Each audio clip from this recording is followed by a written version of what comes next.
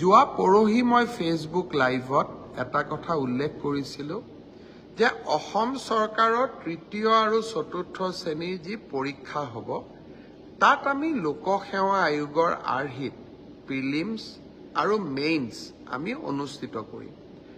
দুই এজন ব্যক্তিয়ে মোক জনাইছে যে পৰীক্ষাত নতুন নিয়ম এই বছৰ কৰিব নালাগে, কাৰণ আৰু যিহেতু 2 মাহ আছে, গতিকে আমি পুৰণা বা আগৰবাৰৰ দৰে পৰীক্ষা পতাটো উচিত হ'ব। আমাৰ চৰকাৰখনে সদায় ৰাইজৰ কথা শুনিবৰ বাবে চেষ্টা কৰে, কাৰণ আমি বিশ্বাস কৰোঁ লাও যেনেকৈ পাতৰ তলত থাকে, চৰকাৰো ৰাইজৰ তলত থাকে, ৰাইজৰ ঊৰ্ধত নহয়।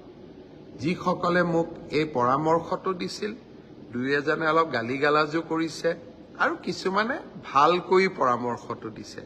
গালিগালাজ কৰা সকলকো মোৰ মৰম জনাইছোঁ আৰু ভালকৈ কোৱা সকলকো মোৰ সন্মান জনাইছোঁ।